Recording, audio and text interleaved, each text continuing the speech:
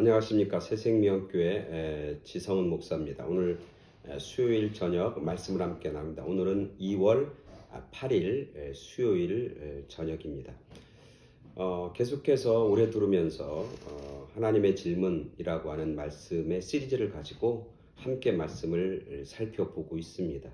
하나님, 질문하신 하나님, 그리고 그 질문에 신실하게 응답하는 하나님의 백성들, 그리고 그 응답하는 결단을 통해서 큰 일을 이루시고 큰 역사를 이루시는 그런 하나님의 은혜와 역사, 그리고 승리를 맛보고 누리기 위해서 말씀을 함께 나눕니다. 오늘은 그 6번째 시간입니다. 누구를 보낼까? 누구를 보낼까? 네. 하나님은 어떤 하나님이냐면 사람을 찾으십니다. 그리고 그 찾은 사람을 보내시는 하나님, 사람을 보내시는 하나님. 그래서 오늘 하나님께서는 사람을 찾고 계십니다. 누굴 찾았냐면 이사야라고 하는 사람을 찾았습니다. 그리고 그 사람을 부르셨습니다. 그리고 그를 보내셨습니다. 비단 이사야만 찾고 그리고 부르고 보내는 게 아니라 오늘도 하나님은 그 사역을 감당하십니다. 그걸 선교적 하나님, 미시오데이 이렇게 얘기합니다. 선교적인 하나님, 사람을 찾고 부르고 보내는 그런 일들을 감당하는 하나님의 속성, 하나님의 특성을 말씀하고 있는 것이죠. 오늘 하나님이 이사야를 부르셔서 보내시는 그 장면을 가지고 함께 말씀을 나누도록 하겠습니다. 오늘 하나님 말씀은 이사야 6장 6절부터 10절까지 말씀입니다. 이사야 6장 6절부터 10절까지 말씀 제가 봉독해 드립니다. 그때 그 스랍 중에 하나가 부젓가락으로 제단에서 집은 바 핀 숯불 손에 가지고 내게로 날아와서 그것을 내 입술에 대며 이르되 보라, 이것이 내 입에 닿았으니 내 악이 제하여졌고 내 죄가 사하여졌느니라 하더라. 내가 또 주의 목소리를 들으니 주께서 이르시되 내가 누구를 보내며 누가 우리를 위하여 갈꼬 하시니 그때 내가 이르되 내가 여기 있나이다, 나를 보내소서 하였더니 여호와께서 이르시되 가서 이 백성에게 이르기를 너희가 듣기는 들어도 깨닫지 못할 것이요 보기는 보아도 알지 못하리라 하여 이 백성의 마음을 둔하게 하며 그들의 귀가 막히고 그들의 눈이 감기게 하라. 염려하건대 그들이 눈으로 보고 귀로 듣고 마음으로 깨닫고 다시 돌아와 고침을 받을까 하노라 하시기로. 오늘 하나님께서 이사야 선지자를 이제 보내시는 장면이 나옵니다. 근데 오늘 하나님께서 이사야 선지자를 보내는데 하나님이 그를 부르십니다. 그 부름은 하나님의 질문으로 시작합니다. 오늘 성경에 보니까 뭐라고 하냐면 내가 누구를 보내며 누가 우리를 위해서 갈꼬. 누가 우리를 위해서 갈까? 우리가 누구를 보낼까? 그렇게 하나님은 질문을 던지고 계신 것이죠. 이 질문에 대해서 오늘 이사야 선지자는 아주 담대하게 대답합니다. 뭐라고 대답하냐면 내가 여기 있습니다. Here I am. 나를 보내소서. 그렇게 대답합니다. 아주 간단하고 단순하고 심플한 그런 질문과 대답이지만 이 질문과 대답 가운데는 굉장히 많은 의미를 가지고 있습니다. 내포하고 있는 거죠. 하나님이 질문을 던지는데 그 질문에 대해서 궁금한 게 없어요. 마치 기다렸다는 듯이 Yes, here I am. You send me. 그러면서 아주 대답하는 그런 이사야의 모습을 보게 됩니다. 궁금할 것이 참 많은 것 같아요. 그죠? 어디로 날 보내는 겁니까? 어디로 가야 합니까? 그리고 가서는 뭘 해야 되는 겁니까? 그렇게 많은 질문들과 많은 궁금한 것들이 있겠지만 이사야는 단 한마디도 질문을 다시 하거나 궁금해하지 않습니다. 사명자가 가져야 하는 그런 삶의 자세, 마음의 자세를 오늘 성경은 우리 가운데 보여주고 있는 거죠.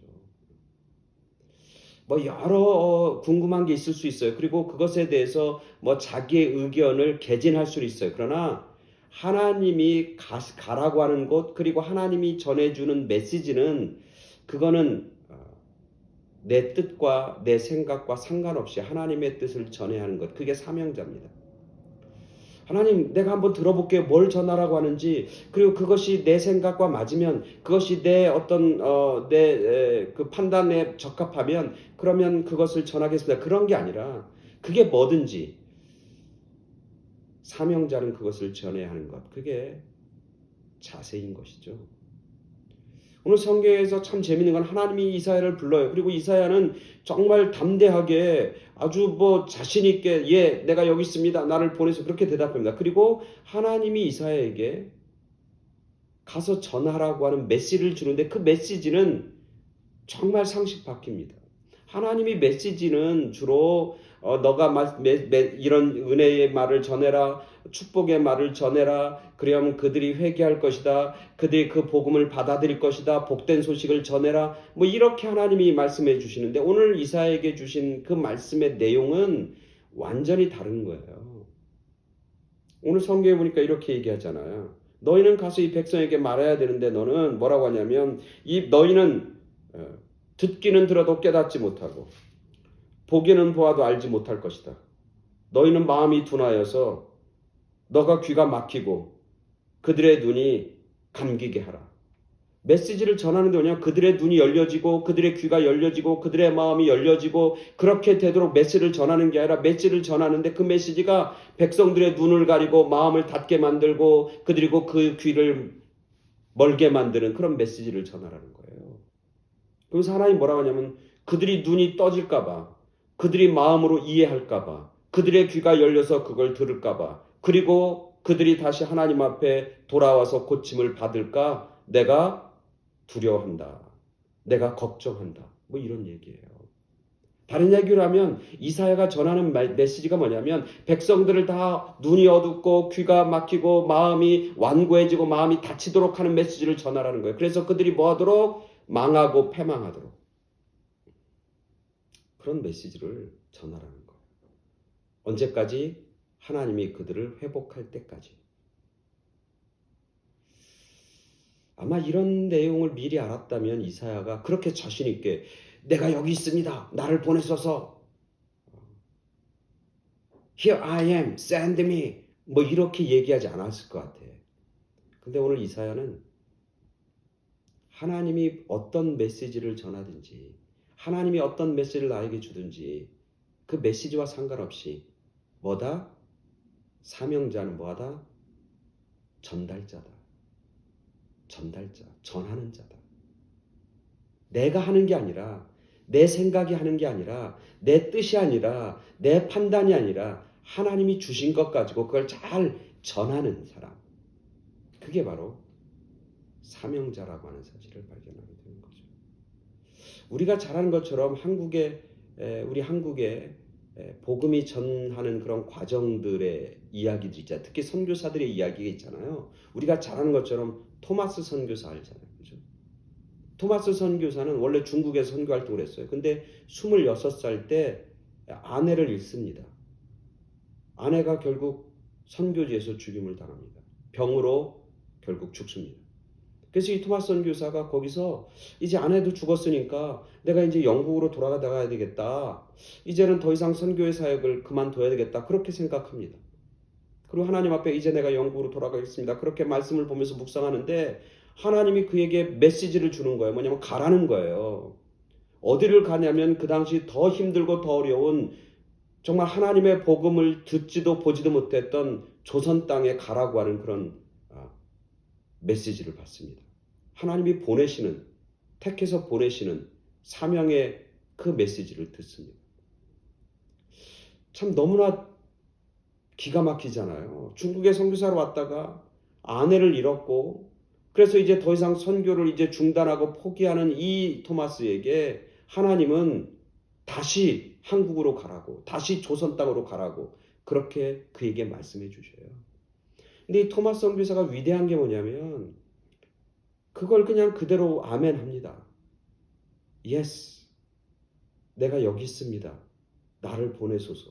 오늘 이사야처럼 그렇게 아멘합니다. 그래서 그는 대동강을 따라서 잘하는 것처럼 제너럴 셔먼호를 타고 대동강으로 들어옵니다. 그러다가 그 배가 불에 타잖아요. 결국 불에 타고 결국 토마스 선교사는 그 배에서 뛰어내려서 해변으로 오다가 결국 한국 조선 사람에 잡혀서 결국 칼로 목베임을 당하잖아요. 박춘건이라는 사람한테 목베임을 당하잖아요. 근데 그가 거기서 죽으면서 자기가 가지고 온 성경을 그 쪽복음 성경 하나님의 말씀 그걸 막 사람들에게 나눠주고 던집니다. 이 박충원이라는 사람이 그 사람의 목을 베고 나서 그 성경 쪽복음을 갖고 주머니에 넣고 있다가 결국 그가 예수를 믿게 되잖아요. 뿐만 아니라 거기 대동강변에 놀러왔던 12살짜리 최치량이라고 하는 12살 소년이 거기서 성경책을 발견합니다. 그리고 그 쪽복음을 다 모아다가 자기 집으로 갑니다. 그리고 자기 집이 원래 그 대동강변에서 조선하고 중국을 왔다 갔다 하는 사람들이 잠깐 머무는 그런 숙소예요. 근데 거기에다 그 성경책을 벽지로 사용해서 다 도배를 합니다. 그래서 그 최치량이라는 친구가 벽지를 도배하다 보면서 그 말씀을 듣고는 예수를 믿게 되고 거기 들락날락한 사람들이 그 복음을 그 성경 말씀을 보고 하나님 말씀을 보고 예수를 믿게 돼요. 그러면서 그곳이 사람들이 자연스럽게 모여서 말씀을 듣고 말씀을 읽고 또 말씀을 나누는 그런 장소가 됩니다. 그래서 그 여관이 교회가 되잖아요. 널다리꼴 교회. 널다리꼴 교회. 그래서 그 사람들이 모여서 거기서 예배드리고 교회가 돼도 그러다 그 교회가 나중에 점점점 커지면서 교회 이름을 바꾸잖아요. 그 교회 이름이 뭐냐면 장대현 교회잖아요. 장대현 교회. 1907년 평양 대부흥을 일으켰던 그 교회가 장대현 교회예요. 그 교회가 누구로 의해 세워진 거냐면 토마스 선교사의 순교를 통해 세워진 거죠. 즉 하나님이 보내고 하나님이 전하라고 하는 메시지 가운데는 하나님의 역사하심과 하나님의 일하심이 있다고 하는 거예요. 그것까지 사명자가 염려할 게 없다는 거죠. 전하기만 하고 감당하기만 하면 결국 그 열매는 하나님이 맺게 하신다. 우리가 잘 아는 그 토크쇼 여왕 오프라 윈프리 있잖아요. 타임지가 늘 전 세계를 움직이는 100명 그렇게 이제 선정을 하면 그 중에 늘 탑 5, 5위 안에 드는 사람이 오프라 윈프리라고 하는 사람이잖아요. 그 사람이 어디 가서 여기 좀 도와줘야 되겠다 그렇게 말 한마디 하면 그 다음 날부터 수천만 원, 수백만 원, 수억 원 기부금이 모아지잖아요. 그 오프라 윈프리 책을 읽고 이 책이 참 감동적이다 그렇게 한마디 하면 그 책은 곧 베스트셀러가 되잖아요. 그만큼 영향력 있는 리더잖아요. 근데 그 사람이 자기의 자서전을 씁니다. 그 자서전의 이름이 뭐냐면 이것이 사명이다라고 하는 자서전이에요. 이것이 사명이다라고 하는 그 자서전에 보면 그런 얘기를 해요. 나는 성경책을 읽으면서 모세를 통해서 내 삶의 사명을 자기는 발견했다. 그렇게 얘기해요. 사실 엄마가 누구인지도 모르고 미혼모의 딸로 자라잖아요. 그래서 할아버지 할머니 손에서 자라잖아요. 그리고 어렸을 때부터 많은 사람들에게 성적인 어떤 폭행을 당하잖아요. 그리고 14살인가요? 나이에 애를 낳기까지 하잖아요. 그래서 정말 가난하고 정말 소망 없고 어두운 그런 삶을 살던 이 오프라 윈프리에게 하나님의 말씀이 주어지고 그 말씀을 읽는 가운데 모세를 통해서 자기가 사명을 발견하죠. 이것이 사명이다라는 그런 자서전에서 이렇게 얘기해요. 뭐라고 하냐면 4가지의 사명을 그가 말하는데 첫 번째는 뭐냐면 남보다 더 가졌다는 것은 축복이 아니라 사명이다. 내가 다른 사람보다 더 많은 것을 가지고 있다라고 하는 것은 하나님이 그에게 축복을 준 것이 아니라 그걸 통해서 뭔가를 이루도록 하는 하나님의 사명이 그 가운데 있다. 두 번째는 그렇게 얘기해요. 남보다 더 아파하고 고통스러운 것을 가지고 있다면 그것은 고통이 아니라 사명이다. 남보다 더 아파하고 괴로운 것들이 있다면 그것은 너에게 고통이 아니라 그것은 사명이다. 아파하는 사람만이, 아파본 사람만이 아픈 사람을 위로할 수 있기 때문이다. 세 번째는 남보다 다른 설레는 꿈이 있다면 그것은 망상이 아니라 사명이다. 내 마음을 뛰게 하는 설레는 뭔가가 있다면 그것은 바로 하나님이 주신 사명이다. 마지막에 그는 이렇게 얘기해. 남보다 부담되는 어떤 것이 있다면 그것은 사명입니다. 남보다 더 부담스러운 일이 있어. 그걸 영적인 부담, 거룩한 부담이라고 하는데 어떤 일을 보면서 아우 저거 정말 내가 해야 되는데 저건 내가 어떻게 감당해야 할 건데 저건 내가 좀 했으면 좋겠다. 이런 부담이 있다면 그것은 바로 사명이다. 오늘 하나님은 이사야를 사명자로 부르시고 사명을 주시고 그렇게 그 사명을 감당하도록 하시고 그 사명의 열매를 맺게 하십니다. 그런 하나님은 오늘도 우리들에게, 저와 여러분들에게 사명을 주십니다. 그리고 우리를 부르십니다. 지금 부르시는 겁니다. 지금 사명을 주시는 겁니다.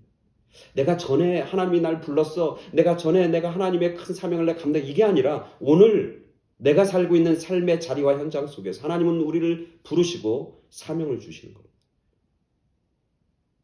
하나님을 전하라고 하는, 하나님의 생명을 전하라고 하는, 하나님의 회복을 전하라고 하는, 하나님의 뜻을 전하라고 하는 그런 사명을 받는 것이죠.